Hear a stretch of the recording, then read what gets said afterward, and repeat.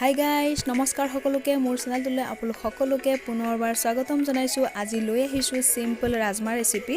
সকলোৱে জানে, সকলোৱে বনায় ঘৰতে, যদিও ভাবিলোঁ মইনো কেনেকৈ বনাওঁ সেইটো এবাৰ শ্বেয়াৰ কৰি দিওঁ। আৰু লগতে মই লুচিও বনাইছিলোঁ, তাৰো অকণমান এটা ভিডিঅ' আপোনালোকলৈ বুলি আগবঢ়াই দিছোঁ। আশা কৰোঁ ভিডিঅ'টো চাই নিশ্চয় ভাল পাব সকলোৱে। গতিকে বেছি কথা নকওঁ, আহক ভিডিঅ'টোলৈ আগবাঢ়োঁ।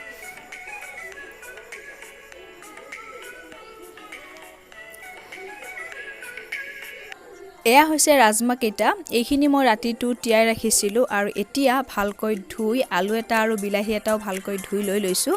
এই গোটেইখিনি এতিয়া কুকাৰত দি দিম। এতিয়া ইয়াতে দিম অকণমান পানী, এইখিনি ডুবি যোৱা কৰি, আৰু এতিয়া দিছোঁ প্ৰায় এচামুচ নিমখ, আৰু এইখিনি মই এতিয়া গেছত সিজিবলৈ বহাই দিছোঁ। একেবাৰে ল' ফ্লেমত 4টা চিটি দিয়াৰ পিছত আমাৰ ৰাজমাখিনি সিজিলে। এয়া দেখিছে আপোনালোকে, এইখিনি আমাৰ ৰেচিপিটো বনাবৰ কাৰণে ধুনীয়াকৈ ৰেডি হৈ গৈছে। আৰু এতিয়া কেৰাহী এটা মই গেছত বহাই দিছোঁ অকণমান গৰম হ'বলৈ।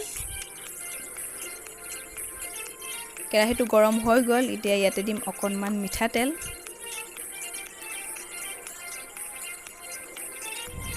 মিঠাতেলখিনি গৰম হৈ গ'ল। এতিয়া দিম ইয়াতে মই শুকান জলকীয়া 3টা আৰু তেজপাত এটা।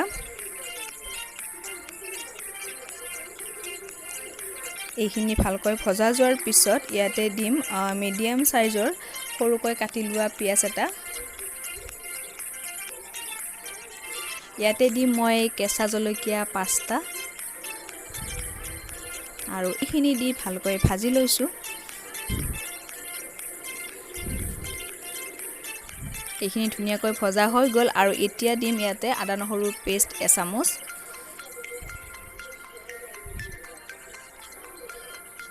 এইখিনিও ভালকৈ ভাজি ল'ম।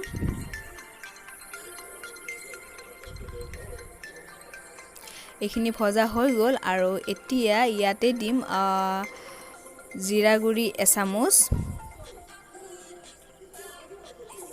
আৰু ধনিয়া গুড়ি আধা চামুচ। এইখিনি দি আৰু অকণমান ভাজি ল'ম। আৰু এতিয়া দিম জলকীয়া গুড়ি আধা চামুচ। এতিয়া ভালকৈ আৰু অকণমান ভাজি লৈ সিজোৱা বিলাহীটো মই ইয়াতে দি ল'ম। বিলাহীটো গলি ধুনীয়াকৈ মিক্স হৈ যোৱালৈকে ইয়াক ভাজি থাকিম। এয়া দেখিছে, বিলাহী ধুনীয়াকৈ মিক্স হৈ গ'ল মছলাখিনিৰ লগত।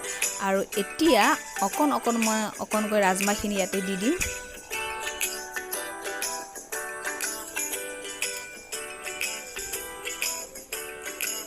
অলপকৈ ৰাজমাখিনি এনেকৈ দি লৈছোঁ, আৰু এইখিনি ধুনীয়াকৈ লাহে লাহে ভাজি ল'ম যাতে ভাঙি নাযায়। ৰাজমাখিনি ভাঙিছেই প্ৰায়, আৰু যাতে ভাঙি নাযায় তাৰ কাৰণে লাহে লাহে এইখিনি লৰাই দিব লাগিব যাতে মছলাখিনি লাগি যায়। আৰু এইখিনিতে দিম অকণমান নিমখ, যিহেতু মই নিমখ আগতেও দিছোঁ, তেতিয়া কমকৈ দিছোঁ এতিয়া নিমখ। আৰু অকণমান হালধিখিনি আৰু নিমখখিনি দি আৰু অকণমান ভালকৈ ভাজি ল'ম। ভাজি লৈ পেলাই এইখিনি অকণমান শুকান হোৱালৈকে থৈছোঁ। বস্তুখিনি যেতিয়া অকণমান ভজা যায়, এইখিনি অকণমান শুকান হৈ যোৱাৰ পিছতেই এয়া শুকান হৈছেই প্ৰায়। আৰু এতিয়া দিম মই ৰাজমা সিজোৱা পানীখিনি ইয়াতে দি দিম।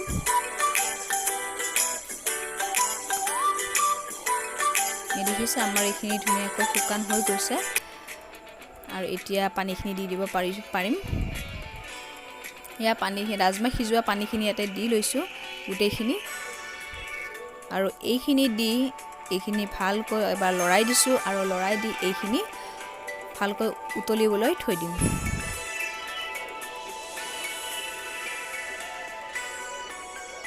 এয়া দেখিছে লাহে লাহে উতলিবলৈ লৈছে এইখিনি। আৰু এইখিনি ধুনীয়াকৈ উতলিছে, আৰু অকণমান পানীটো কম হোৱাৰ পিছতে এইখিনি নমাই দিম। এয়া আমাৰ ৰেচিপি ৰেডি হৈ গ'ল। তো কেনেকুৱা হৈছে জনাবলৈ নাপাহৰিব। আৰু লগতে মই বনাই ল'লোঁ 3খন লুচি মোৰ কাৰণে, আৰু এইখিনি বেলি লৈছোঁ লগালগ। আৰু তেলখিনি গৰম হ'বৰ কাৰণে গেছত বহাই দিছিলোঁ, আৰু তেলখিনি ধুনীয়াকৈ গৰম হৈ গ'ল। এতিয়া দিম মই এখনকৈ লুচি ইয়াতে। এইখন হৈছে মোৰ প্ৰথমখন লুচি। একেবাৰে ধুনীয়াকৈ ফুলিছে, আৰু এনেকৈ লুচি ফুলিলে খাব বিৰাট ভাল লাগে সকলোৰে চাগে।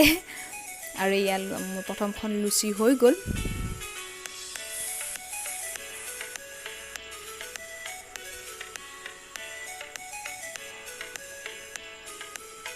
আৰু এইখন নমাই ল'লোঁ আন এখন লুচিও ইয়াতে এনেকৈ ভাজি ল'ম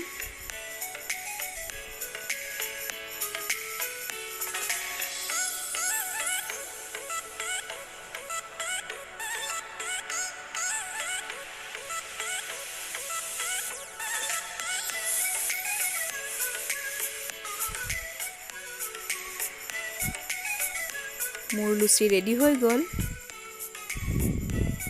তো এয়া হৈছে আৰু 4টা কঁঠাল গুটিও লৈ লৈছোঁ পিটিকা বনাই খাব ভাল লাগে যদি তো এইটো হৈছে মোৰ ৰেচিপিটো যদি ভিডিঅ'টো চাই ভাল লাগিল তেন্তে লাইক শ্বেয়াৰ আৰু ছাবস্ক্ৰাইব কৰি নেপাহৰিব